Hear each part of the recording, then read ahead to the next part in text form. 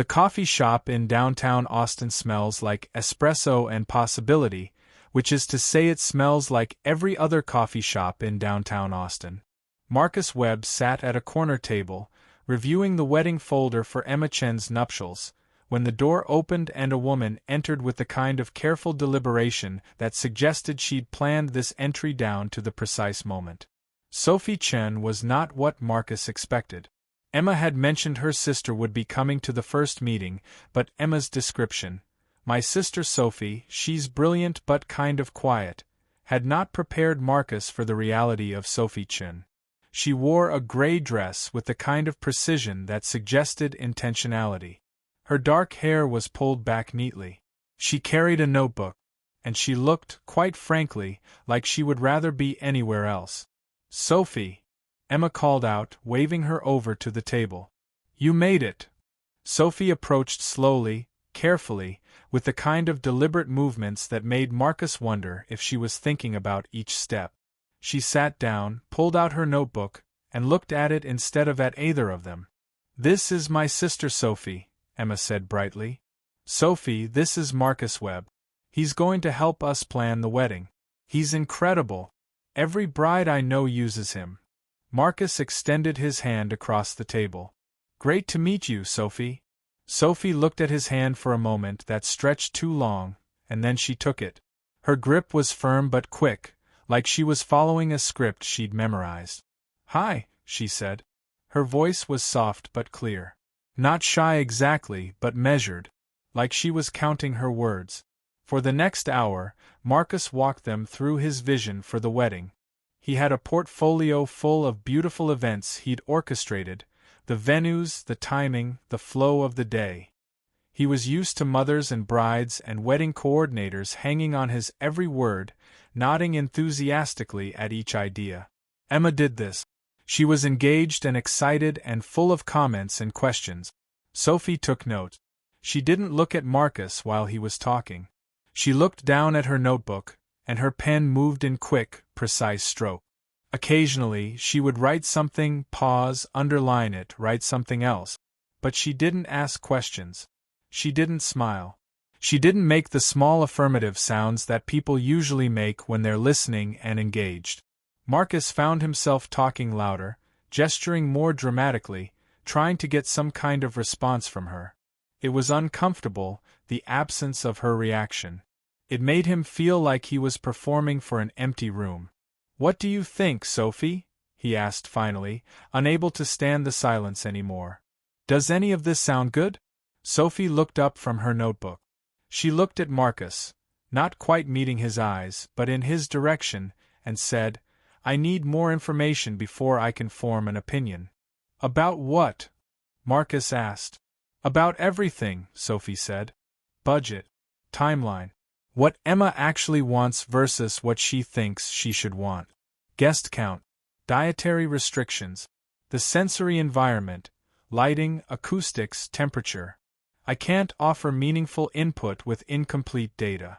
Marcus felt something like a rebuke in those words, though she'd delivered them completely neutrally. "Fair enough," he said. "I'll send you a questionnaire." Sophie nodded and returned to her notebook. Emma reached over and touched Marcus's arm apologetically, a gesture that made it clear she was aware of her sister's unusual communication style. But Marcus was already planning to email Sophie a more comprehensive outline of what they needed from her. If she wanted data, he would provide data. He didn't realize, at that moment, that he was already beginning to speak Sophie's language. The questionnaire Marcus sent was comprehensive. 30 pages of questions about the wedding, the vision, the details. He was expecting Emma to fill it out. Instead, Sophie sent back a 40-page document of her own, with the questionnaire questions answered in detail and several additional sections she'd added herself. Potential sensory issues, timeline for decision-making, guest list analysis by personality type, and contingency plans for unpredictable situations. Marcus found himself laughing while reading it. This woman, who barely spoke in person, had written an essay. Their next meeting was to discuss venue options. Marcus had narrowed it down to 3 locations. He'd scheduled the meeting for a Tuesday afternoon. When Sophie arrived at his office 15 minutes early, Marcus was surprised to see her pacing in the lobby, looking at the ground. "Hey," he said, approaching her carefully. "You're early." Sophie looked up. "I wanted to acclimate to the space before the meeting. Different sensory environment than home. I needed time to adjust." "Of course," Marcus said, and he was realizing even as he said it that he had never, in any meeting with any bride or family, had someone explicitly tell him they needed adjustment time. It was refreshingly honest. They went to his office, and Marcus showed her the venue options on his laptop. As he spoke, he noticed that Sophie's responses were still measured, still brief. But when he asked her specific questions, "What about the acoustics here? How do you feel about the lighting in the north-facing room?" her answers became detailed and thoughtful. "The acoustics are problematic," she said about the first venue. "Too many hard surfaces. The sound will bounce. It will be overwhelming." "For the bride?" Marcus asked. "For anyone with auditory sensitivity," Sophie said. "Which includes me. It might be fine for most guests, but if we're optimizing, we should account for sensory considerations." "I'll note that," Marcus said, and he did. He found himself interested in Sophie's perspective in a way he hadn't expected. Most people who planned weddings thought about aesthetics and budget and whether the bride liked the color of the flowers. Sophie thought about sound travel and lighting quality and temperature regulation. "Can I ask you something?" Marcus said. "Do you always think about things this way? Like, very systematically?" Sophie was quiet for a moment. "Yes," she said finally. "It's just how my brain works. I notice patterns, details. I think in systems and data. Most people find it tedious." "I don't," Marcus said. "I think it's useful." Sophie looked at him, briefly but directly, and for a moment, Marcus saw something in her face. Relief, maybe. Recognition that someone didn't think she was strange for the way her mind worked. "We should look at the venues in person," Sophie said. "Not just virtually. I need the sensory experience." "Okay," Marcus agreed. "Let's schedule that." As he was walking her out of his office, Marcus asked, "So how long have you been doing graphic design?" 12 years, Sophie said. "I work from home. It's better that way. I can control the environment." "Do you ever meet with clients?" Marcus asked. Sophie nodded. "In planned, structured ways. Video conference usually. When I do have to meet in person, I prepare extensively. I know what the meeting will cover. I know where we'll be. I can manage that." "That makes sense," Marcus said. And he realized he meant it. Over the next few weeks, they visited the 3 venues together. What struck Marcus most was how seriously Sophie took each one. She would arrive early and spend time just observing the space. She would note the lighting, the sounds, the temperature. She would ask specific questions about crowd flow and acoustic. And then, afterward, she would send him detailed written feedback. Venue A, problematic lighting, fluorescent, creates harsh shadows.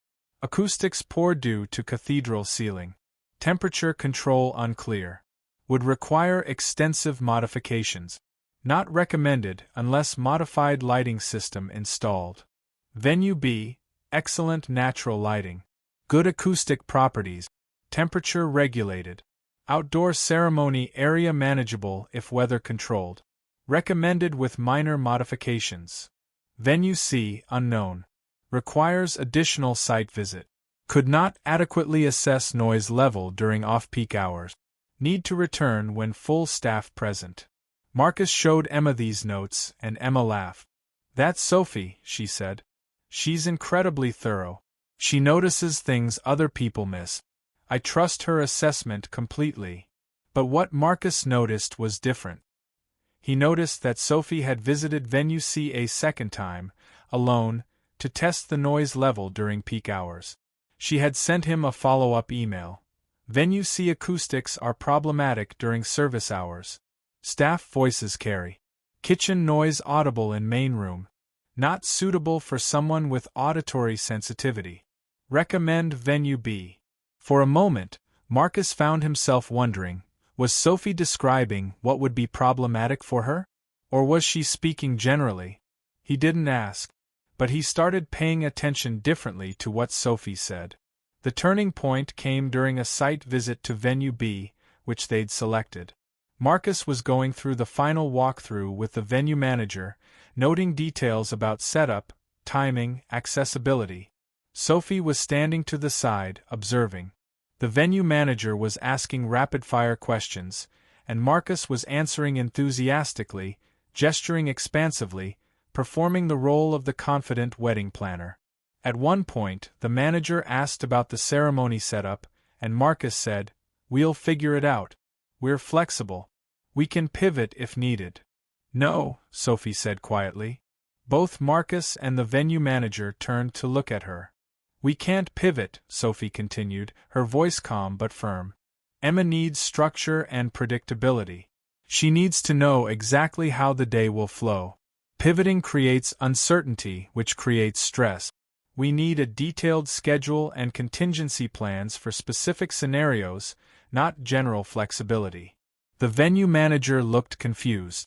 Marcus felt something shift inside him, a recognition that Sophie wasn't being difficult or rigid. She was being thoughtful about what actually served the bride. "You're right," he said to Sophie. "That's a good point." After the venue manager left, Marcus turned to Sophie. "How did you know that about Emma? The needing predictability thing?" "She told me," Sophie said. "Not explicitly. But I've known her my whole life. I understand how her mind works. She manages stress through planning and structure. She gets anxious with ambiguity. Therefore, the wedding planning should accommodate that. Most people don't think that carefully about other people's needs," Marcus said. "Most people don't take the time to observe," Sophie said simply. "I do. It's one of the ways I compensate for my difficulties with social interpretation." She paused, like she was deciding whether to continue. "Social situations are often opaque to me," she said. "The unwritten rules, the implied meanings, what people actually want versus what they say they want. So I observe carefully. I listen to what people say explicitly. I notice patterns. It helps me understand." Marcus was quiet for a moment. "That sounds exhausting," he said. "It is," Sophie said.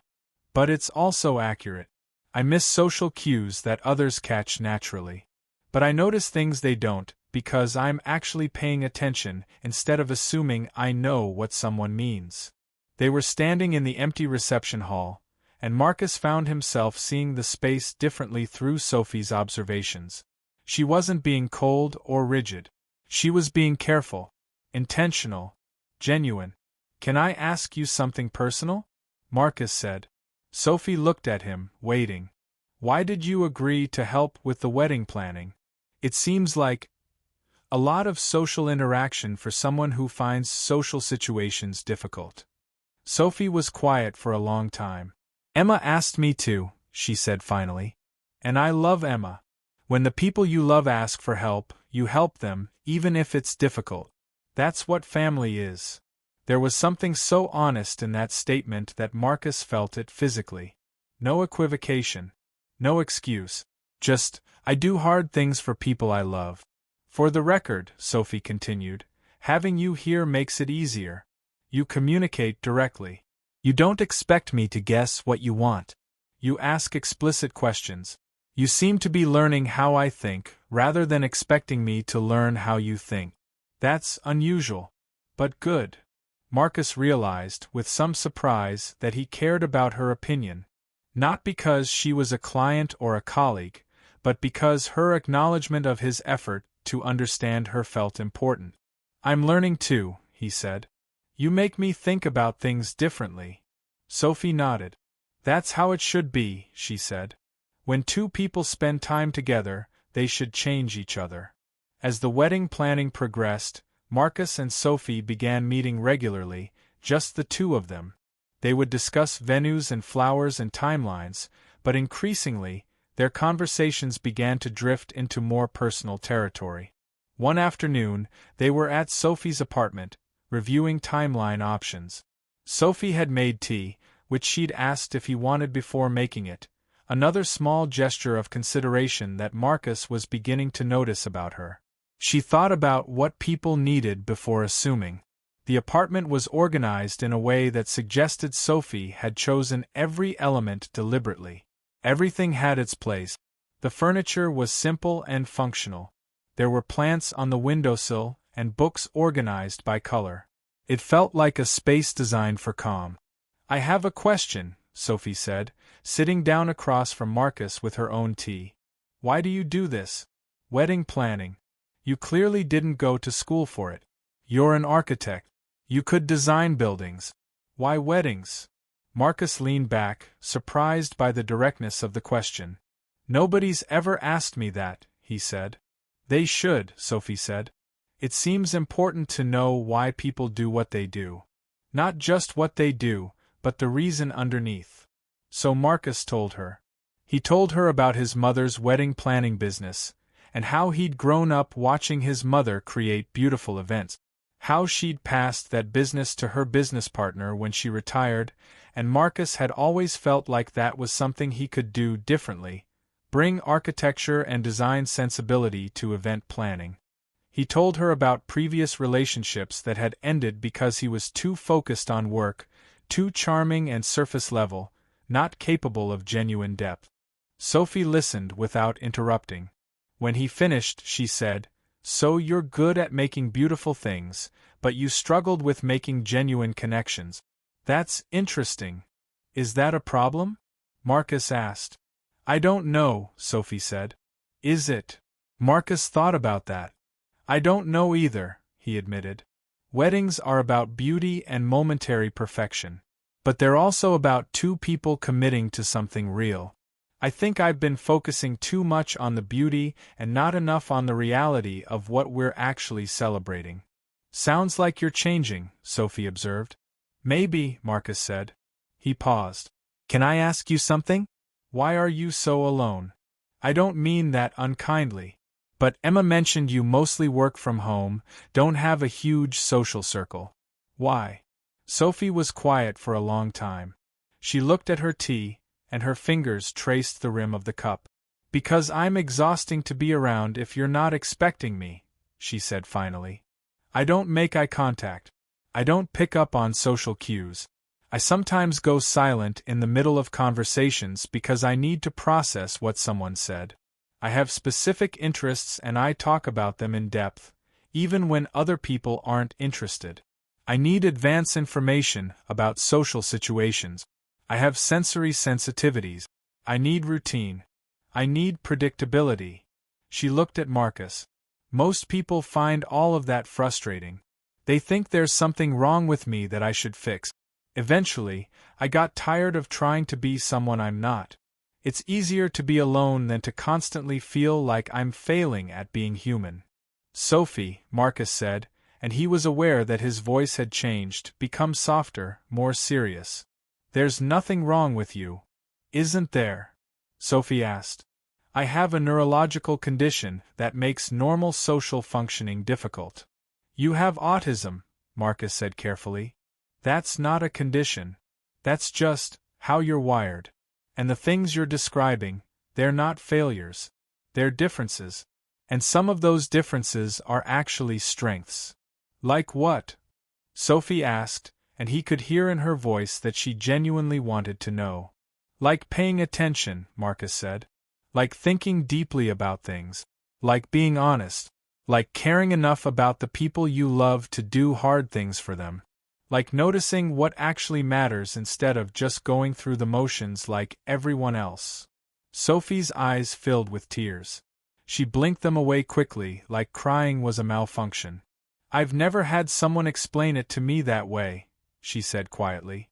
"Well, I am," Marcus said. "Sophie, you're one of the most impressive people I've ever met. You're smart and thoughtful and genuinely good. If other people can't see that, that's their problem. It's not a flaw in you." Sophie nodded, but she didn't say anything.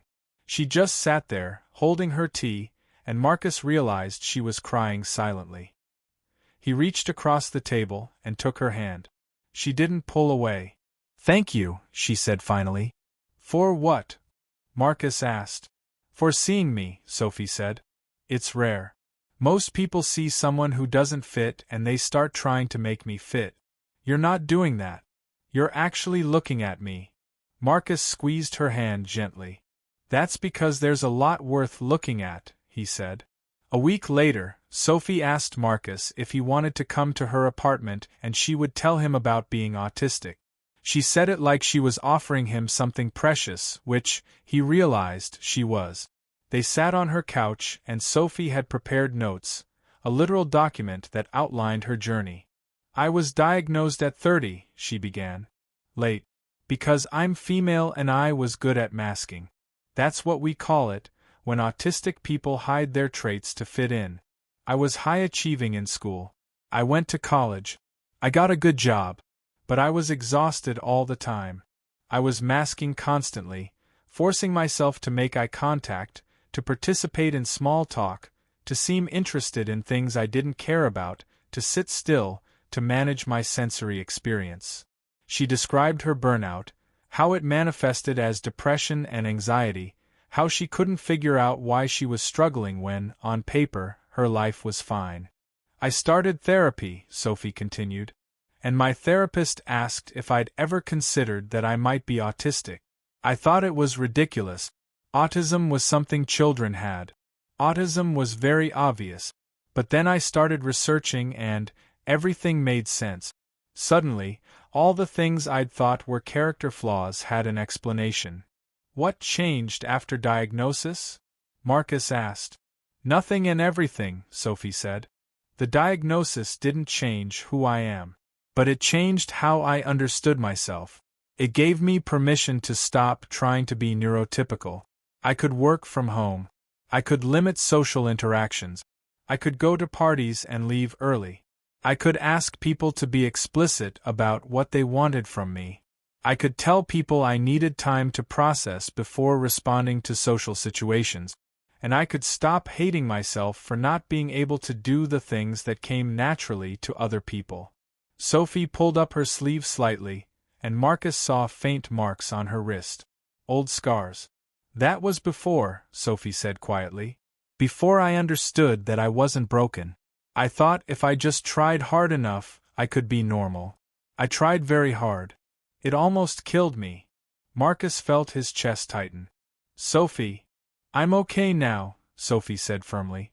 "I'm saying this not for sympathy, but so you understand what it means when I say that I'm better alone than in constant social situations that don't accept me.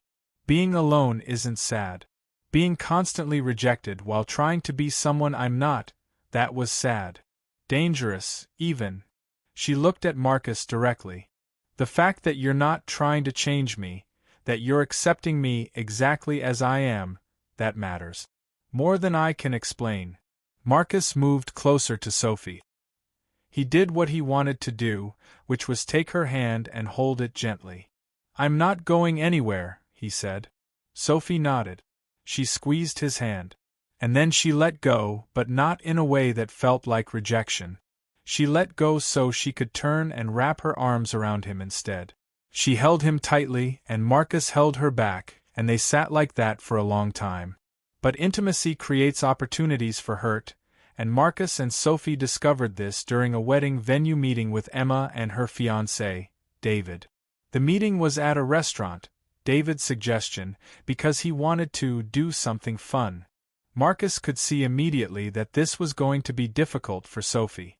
The restaurant was loud, crowded, and the sensory environment was chaotic.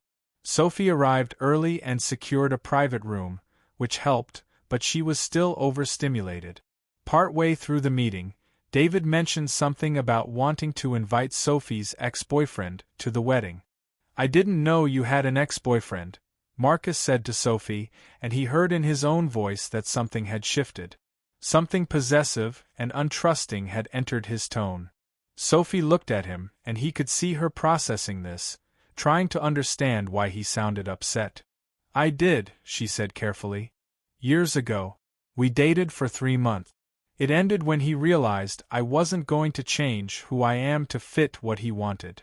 Do you still have feelings for him? Marcus asked. No, Sophie said. I don't. It was a long time ago, and I was a different person then. I was still masking. I was trying to be someone I wasn't. But David had already moved on to other topics, and Marcus found himself spiraling. He was wondering if Sophie had been masking with him too. He was wondering if his attraction to her was based on a version of Sophie that would eventually disappear. He was wondering if he was the guy trying to change her after all, just doing it subtly by accepting her, by making her feel safe enough to let her guard down. After the meeting, Marcus and Sophie were walking to their cars, and Marcus said, "Can I ask you something?" "Of course," Sophie said. "Are you masking with me?" Marcus asked. "Or is what I see with you actually who you are?" Sophie stopped walking. She turned to look at him. "That's what you took from that meeting? That I might be faking who I am?" "I don't know," Marcus said. I want to know if what we have is real." "What makes you think it wouldn't be?" Sophie asked, and there was pain in her voice now. "I don't mask anymore, Marcus. I can't. The masking nearly killed me. When I'm with you, I'm myself. That's not a mask. That's a choice. I'm choosing to be with you as exactly who I am, and that's terrifying because it means if you leave, I'll know it's because of who I actually am. That's the whole point of not masking anymore, accepting that some people won't like the real me." Marcus felt his chest tighten. "I didn't mean." "Yes, you did," Sophie said. "You heard that I had an ex-boyfriend and immediately assumed something was wrong. You heard that he didn't work out and you made it about you, about whether I was being authentic with you. You turned my history into a threat instead of just accepting what I was telling you." "That's not fair," Marcus said. "Isn't it?" Sophie asked. "You've been so understanding about autism, and I appreciate that. But understanding isn't the same as accepting. You understand it intellectually. You haven't actually accepted that I come with complexity. You haven't accepted that I have a history, that I make decisions you might not agree with, that sometimes I'm going to do things that don't make sense from your perspective." "Sophie, I need time," Sophie said, "to think about this. About whether I can trust you to actually accept me, or whether you're just tolerating me while I'm convenient." She got in her car and drove away, leaving Marcus standing in the parking lot, realizing that he'd just done the thing he was terrified of doing. He'd rejected the real Sophie in favor of who he thought she should be. For 3 days, Sophie didn't respond to Marcus's messages. He sent carefully worded apologies, explanations, attempts at reconciliation. She didn't answer any of them. He got increasingly desperate, which surprised him. He wasn't a desperate person. He was confident and successful and generally comfortable with the trajectory of his life. But the idea of losing Sophie sent him into a panic he hadn't expected. Finally, Sophie agreed to meet him at a coffee shop. She arrived on time but sat across from him rather than next to him, a physical barrier that made clear this was a difficult conversation. "I've been thinking," Sophie said without preamble, "about us. About whether this can actually work." Marcus's heart sank. "Sophie, let me finish," she said. "I've been thinking about what happened in the restaurant. And I realize that I went into that meeting already anxious because of the sensory environment. I wasn't at my best. My communication was probably less clear than usual. And you reacted to that by assuming something was wrong, which is maybe not completely unreasonable." "It was unreasonable," Marcus said. "I was being possessive and scared, and I projected that onto you." "Yes," Sophie agreed. "But here's what I've been thinking about. I'm always going to be this way. I'm always going to have days where the sensory input is too much and I'm not as present as I could be.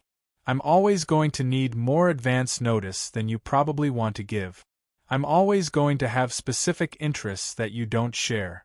I'm always going to struggle in crowds and at big social events. I'm always going to be exhausting sometimes. And I need to know if you can actually handle that long term, or if you're going to eventually resent me for it." "Sophie, I don't." You need to think about this seriously, Sophie said. Not just intellectually, but actually think about whether you want this. Because if you don't, I need to know now. I can't spend months or years with you, and then have you realize that you can't accept who I am. That would hurt too much. Marcus was quiet for a moment. You're not too much, he said finally.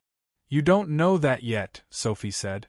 You know me during the good times, when I'm well regulated and the sensory environment is manageable. You haven't seen me during a meltdown. You haven't seen me during autistic burnout. You haven't spent a week with me when I'm too overwhelmed to leave the house. You haven't had to deal with me needing to cancel plans because the stress of going out is too much. You don't actually know what you're signing up for. Then tell me, Marcus said. Tell me about the hard parts. Tell me what I need to know. So Sophie did. She described autistic burnout, when her capacity for masking and social interaction became so depleted that she essentially shut down. She described sensory meltdowns, where overwhelming input created a kind of emotional and physical overwhelming that left her unable to function. She described the depression that sometimes accompanied these states, the hopelessness, the certainty that she would be alone forever because who could handle this? When it's bad, Sophie said, I can barely take care of myself. The idea of also managing another person's needs feels impossible. And I hate that about myself. I hate that I can't be the easy, flexible person that neurotypical people are. Sophie, Marcus said, I don't want easy. I want you. That's what you think now, Sophie said. But what about in 6 months? In a year? Marcus took a breath. He understood what Sophie was afraid of. She'd experienced people's love being conditional on her being a certain way, being easy, being less autistic. And she was terrified of that happening again. I can't promise I'll never mess up, Marcus said carefully. I can't promise I'll always understand. But I can promise that I will try. And when I fail, I will keep trying. And if it ever becomes too much for me, I will tell you that explicitly, rather than pretending and letting resentment build. I can promise that I will ask you what you need instead of assuming. I can promise that I will accept that you're going to have hard days, and that's not a reflection of how you feel about me or our relationship. That's a lot of promises, Sophie said quietly. I know, Marcus said. But I mean every one of them. Sophie was quiet. Then she reached across the table and took his hand. I need to go home and process this, she said. Can you give me a few days? Of course, Marcus said. Take whatever time you need. But Marcus didn't wait for Sophie to call. Instead, he did something he probably should have done earlier. He called his therapist. I don't think I'm capable of being with someone long-term, Marcus told her. I keep sabotaging things, and now I'm worried I'm going to sabotage this, and I really don't want to. His therapist asked him about Sophie, about what he felt when he was with her. Everything, Marcus said. I feel everything.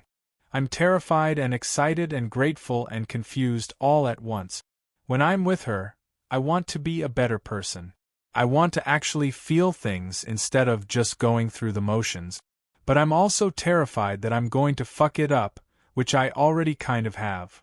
Why do you think you sabotage things? His therapist asked.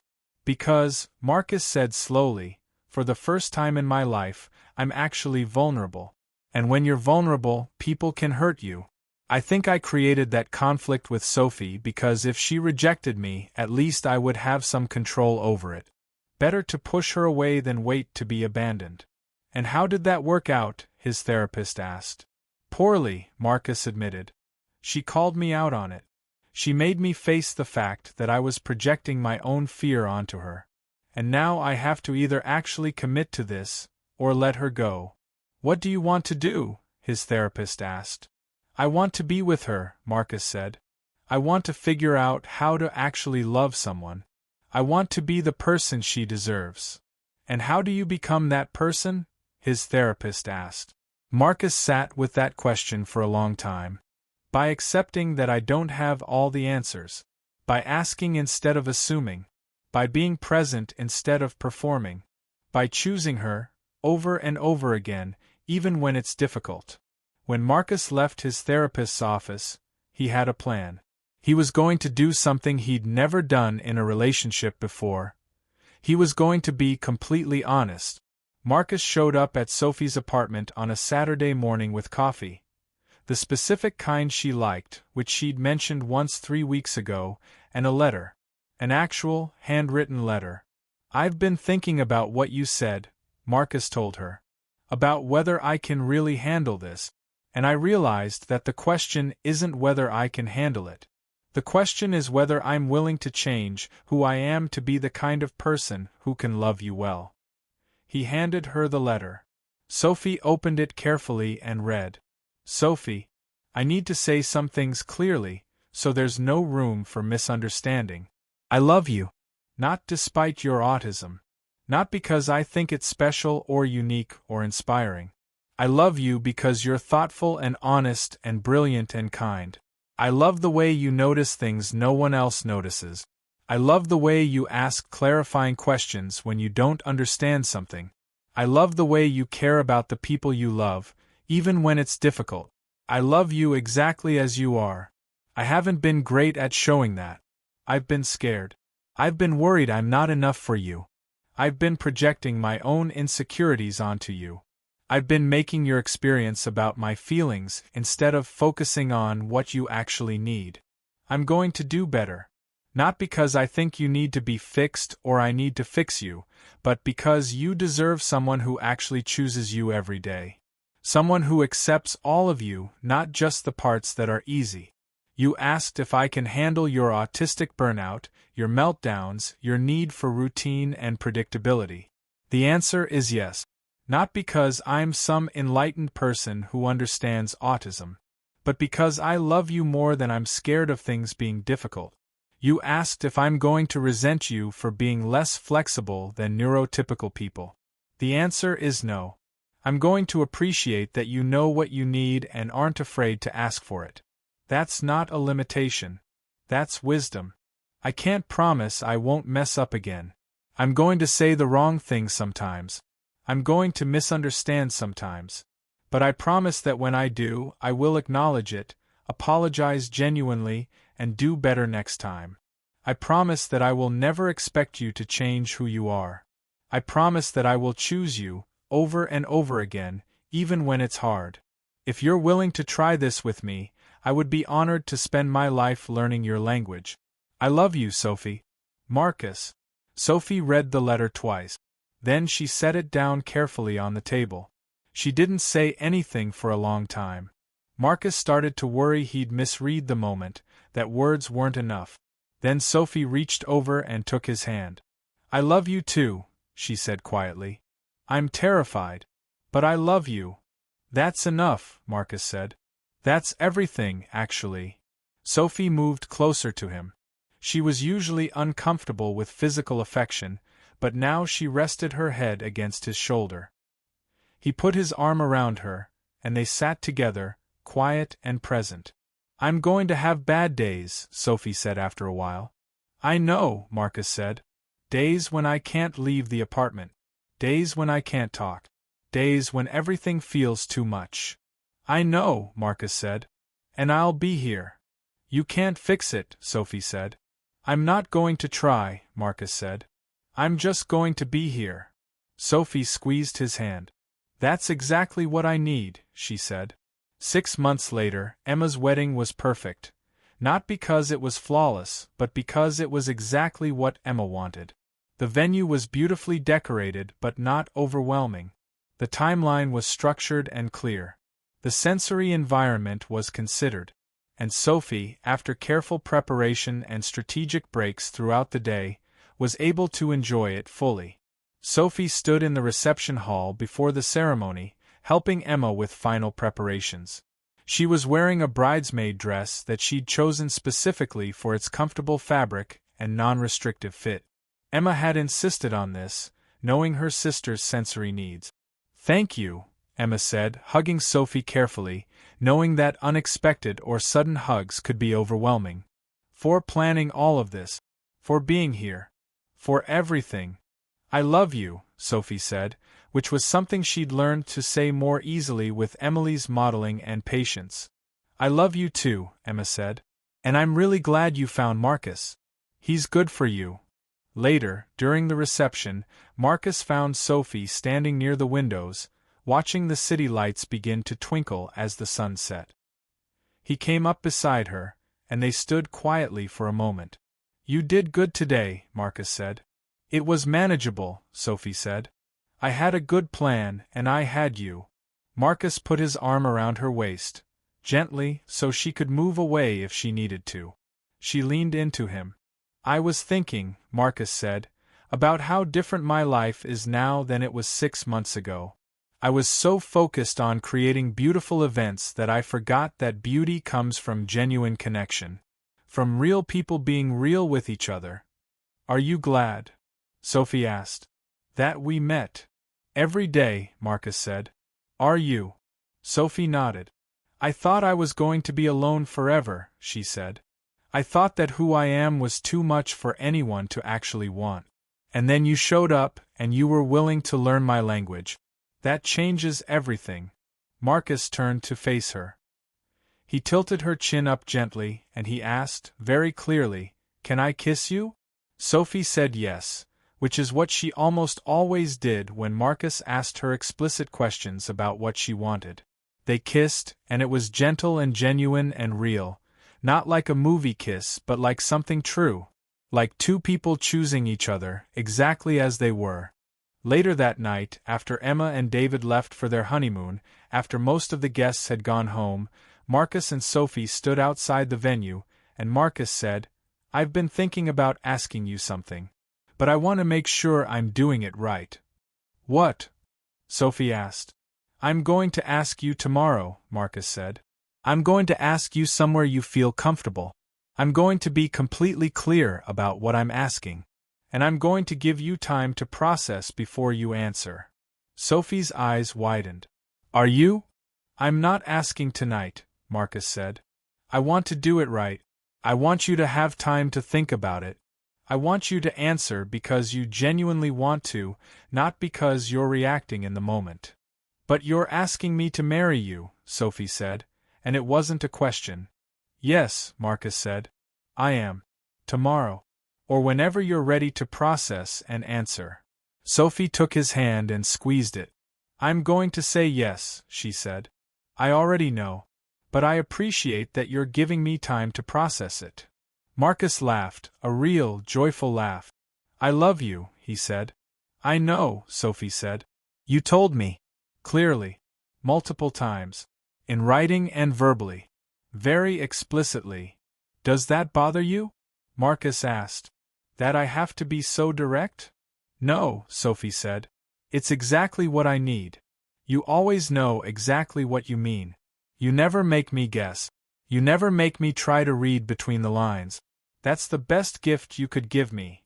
They stood together as the Austin sky got darker, as the city lights multiplied, as the world became quieter. Marcus thought about how far he'd come from the person he was 6 months ago, focused on surface beauty, incapable of genuine connection. And he thought about Sophie, who had taught him that real love isn't about making something perfect or making someone change. It's about seeing someone completely and choosing them anyway. The next day, at Sophie's apartment, with Sophie having adequate processing time and Marcus being completely explicit about what he was doing and asking, Marcus proposed. And Sophie said yes, which she'd promised she would, because when you know what you want, you don't need time to be uncertain.